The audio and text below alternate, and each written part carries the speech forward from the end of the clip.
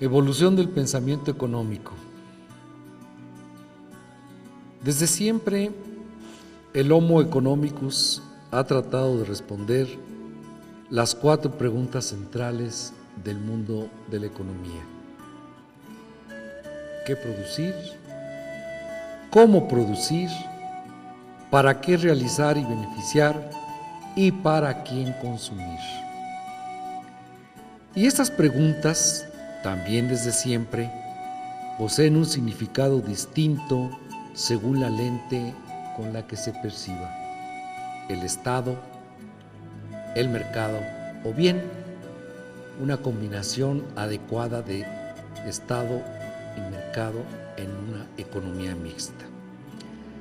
Para contestar las 4 preguntas en las 2 ópticas mencionadas, vamos a realizar un recorrido regresivo en un estilo coloquial, sencillo, directo, de casi 300 años de nuestra disciplina, en donde tenemos a un protagonista llamado rico o rica, según el caso, que pasará un relato, pasará revista de 10 escuelas del pensamiento económico y de un conjunto de diversos nombres de personajes que con su solo apellido nos heredaron una forma de pensar del mundo de la economía y la evolución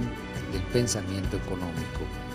Te invito pues a que te despojes de la solemnidad, te relajes y contemples este breve recorrido histórico de la ciencia económica.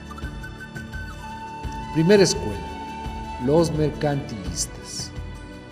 Desde los filósofos griegos, por citar algún referente, y estadistas romanos, la oikonomía, es decir, el estudio de la casa, de la nación, ha sido una preocupación constante de la sociedad. La economía fue vista durante todo este tiempo como una disciplina ética de precios justos y buen comportamiento. Sin embargo, es hasta lo largo del periodo mercantilista en que Rico visita a Thomas Moon, un destacado funcionario de aduanas, y le plantea la pregunta fundamental de la economía: ¿cuál es la fuente primigenia de la riqueza de una nación?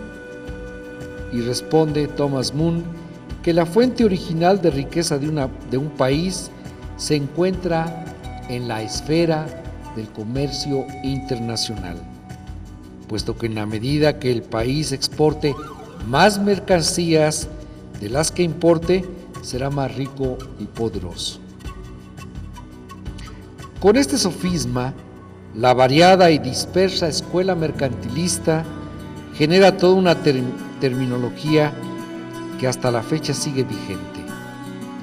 Conceptos como balanza de pagos, balanza comercial, balanza de capitales y relaciones de intercambio se siguen usando en el mundo de los negocios.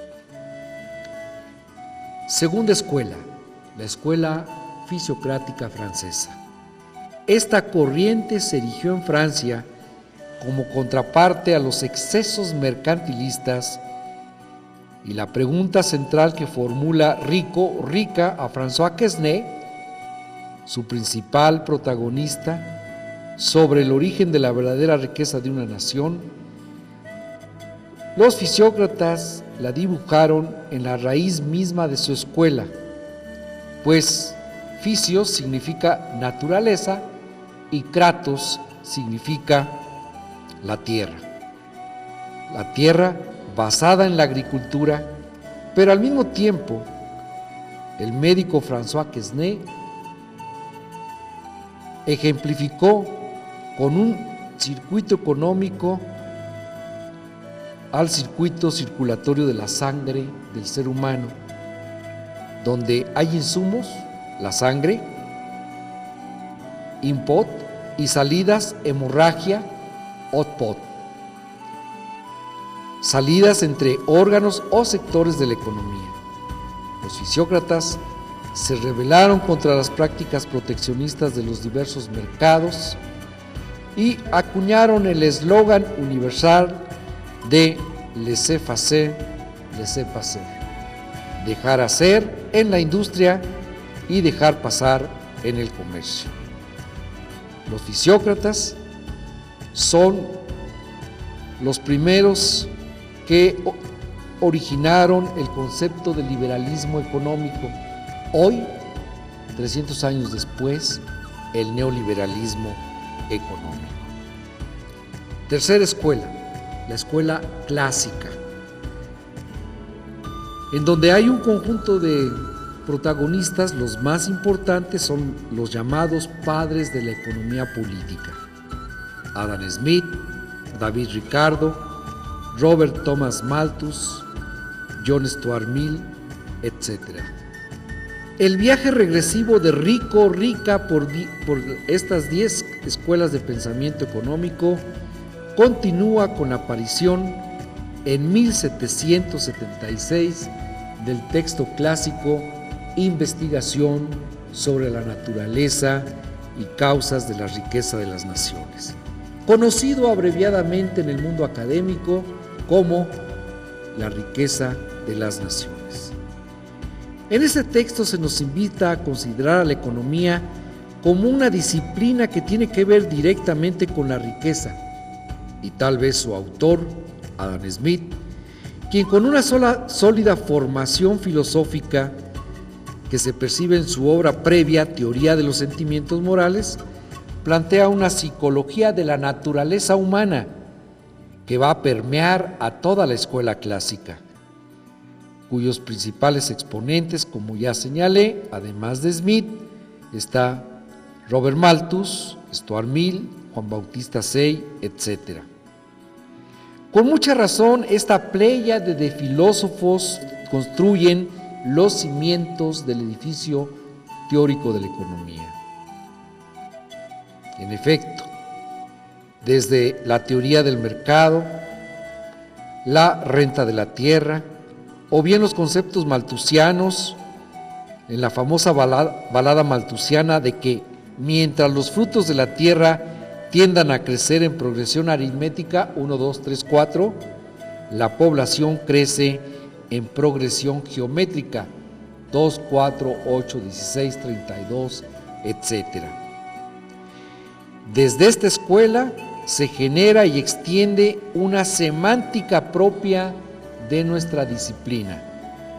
Las palabras claves de teoría del valor, valor de uso, valor de cambio, división del trabajo, especialización, ventaja comparativa, rendimientos decrecientes, factores de la producción, ley de la población, de los mercados, etc., entre muchas otras, hoy tienen especial relevancia. Rico, rica, se siente atraído por esta escuela porque sabe que aquí se encuentran las raíces genealógicas del esplendoroso y robusto árbol del mundo de la economía. Escuela neoclásica, la número 4. Aunque esta corriente dominó gran parte del siglo XVIII y XIX, en donde tal vez se realizaron los planteamientos más elaborados de la formación de precios desde la teoría subjetiva del valor, ha dejado una huella indeleble en la mayoría de los economistas, toda vez que desde aquí se arraigó la definición de economía que tienen a flor de labio todo mal economista. Cuando se le pregunta que defina a la ciencia económica, pues con un gesto adusto y una actitud soberbia y erudita la definen como la ciencia de los recursos escasos. Pues en un mundo de escasez, el qué, cómo y para quién producir, distribuir y realizar el acto económico es a través del gurú mercado. Y en tal acto prestidigitador, el mercado habla, oye, ve, siente, se expresa como el gran falso ventrílocuo de los capitalistas. Nuestro personaje rico, por supuesto, se queda atónito, pues ¿cómo es posible que si se busca la riqueza en el acto económico, se pretenda continuar con la pobreza, escasez? La mayoría de los autores neoclásicos son producto de universidades europeas. Para que Rico no memorice tantos nombres, solo mencionaremos algunos de ellos: Alfred Marshall, Karl Menger, William Jevons, León Walras, etcétera, etcétera. Escuela marxista. La número 5. Profetas de la felicidad o del desastre.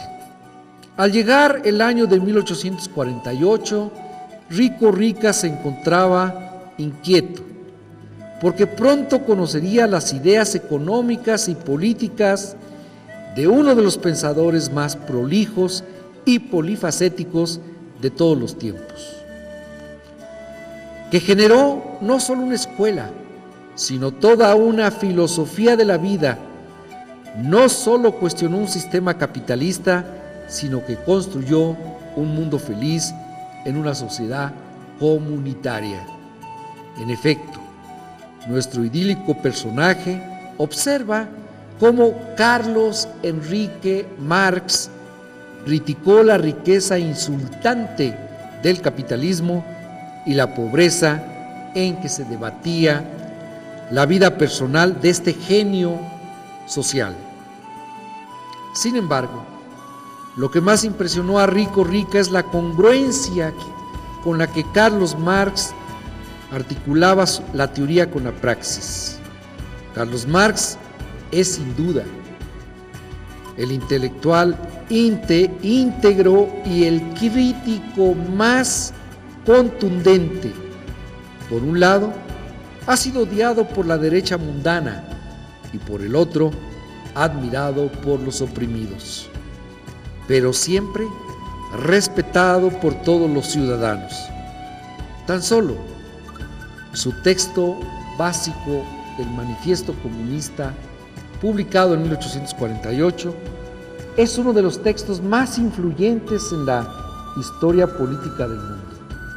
Sus libros, El Capital, el tomo 1, publicado en 1867, y los tomos 2 y 3, publicados respectivamente en 1885 y 1894, constituyen obras trascendentales que, junto con los Gundrís, el tomo 1 y el tomo 2, son el glosario marxista más rico, abundante y contundente conocido en el mundo de la economía. Conceptos como acumulación de capital, teoría del valor, plusvalía, valor de cambio, valor variable, clases sociales, materialismo histórico, método dialéctico, modo de producción económico-social formen, entre otros conceptos, sobreviven hoy en pleno inicio de la segunda década del siglo XXI. Asimismo, Rico observa que es la escuela marxista la que más ha enriquecido a la ciencia económica contemporánea. Sexta escuela, la escuela neomarxista. Se dice con frecuencia que las ideas de un gran filósofo trascienden las fronteras y al tiempo en la medida en que tengan discípulos igualmente brillantes al maestro. Esta afirmación se cumple justamente con Carlos Marx y sus continuadores, tanto de sus ideas como de sus propuestas concretas. En el segundo caso, y por mencionar solo algunos nombres, citaremos a Vladimir Ilich Lenin, a León Trotsky, a Mao Zedong